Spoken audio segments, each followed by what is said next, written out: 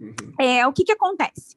Primeiro, eu fiquei com uma dúvida, na verdade, na semana passada, na hora dos breaking storms aí, a minha galera lá, minha turminha, a gente começou a conversar sobre um caso de uma colega, tá? Só que acabou que a dúvida dela virou uma dúvida minha depois, tá?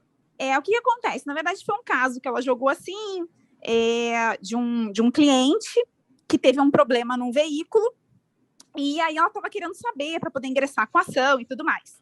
E num dado momento, ela comentou assim que, inclusive, ele utilizava o carro para trabalhar como Uber. Aí eu fui e falei para ela, que eu não sei se... Primeiro que eu não sei se o bizu que eu dei para ela, eu até falei, olha, eu não sei se eu estou certa ou não, tá? Mas eu falei assim, olha, se tu falar que ele trabalha como Uber, tu vai ter que invocar a teoria finalista mitigada, eu acho, eu falei. Né? Porque ele está se utilizando, querendo ou não, para lucrar com aquilo, com aquela atividade, né? Embora ele não esteja vendendo o carro.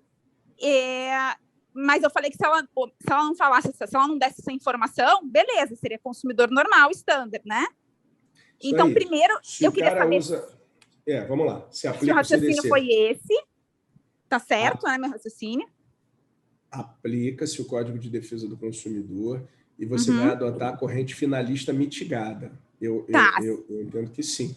Não é porque você é motorista de Uber que a tua relação entre você e a Volkswagen muda. Né? Não, você é vulnerável, você está em situação de desigualdade e mais.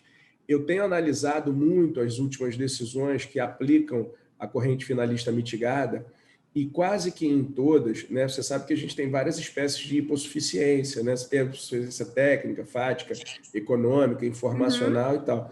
Mas eu tenho notado que para a adoção da corrente finalista mitigada, normalmente você tem uma vulnerabilidade econômica também muito alta, independentemente da hipossuficiência. Valéria, só pega aqui, é porque eu faço essa divisão, tá? Para mim, tem a hipossuficiência técnica, fática, econômica, informacional, processual, mas tem também a vulnerabilidade técnica, fática, econômica, Então, porque a hipossuficiência ela é processual, né? É uma debilidade no momento da produção de prova.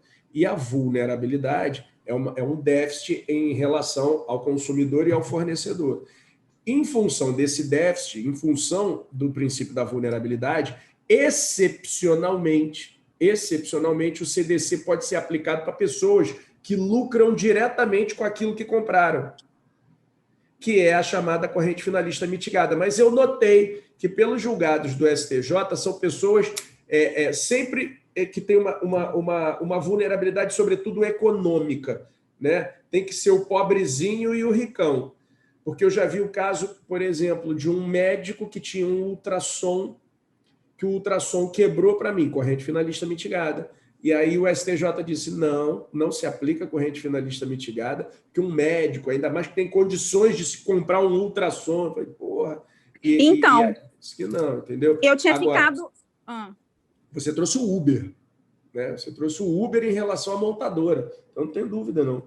É a mesma do caminhoneiro em relação à fábrica do caminhão, a mesma do taxista. A do caminhoneiro, inclusive, foi o caso paradigmático que trouxe a corrente finalista mitigada. Mas se ela, por exemplo, quisesse tentar, né, lucro cessante, dano emergente, ela teria que falar que ele é Uber e aí teria automaticamente que invocar essa teoria, né? Sim.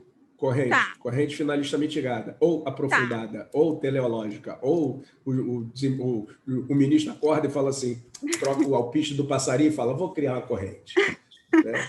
Ferrar com a cabeça da gente. Mas uma outra dúvida que eu fiquei. Primeiro eu estava nisso, falei, será que eu dei o bizu certo? Mas na hora eu falei, olha, eu não tenho certeza. Pelo que eu me lembro das aulas, eu acho que é isso. E a outra então, só para deixar muito claro, você deu o bizu errado.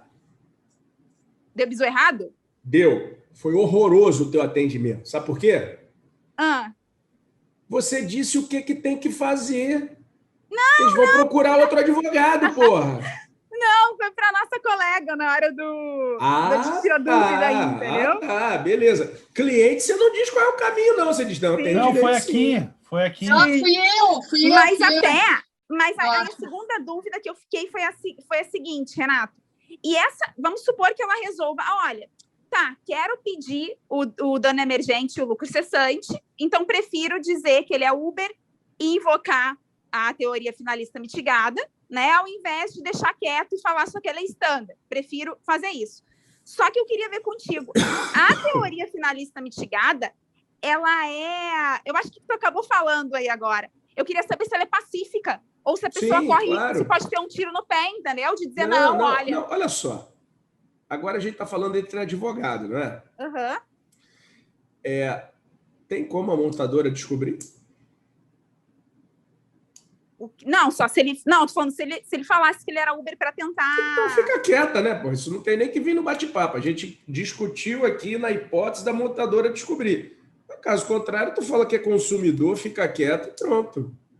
Mas aí ela quer receber, né, os lucros cessantes e tudo mais. Foi isso que eu pensei. Então, o lucro cessante. Não, então vai ter que trazer. Uber, né? Se quer lucro cessante, vai ter que trazer.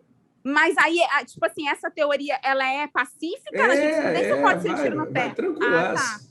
Tranquilaça. Não, tranquila. Vai lá, isso que eu queria saber.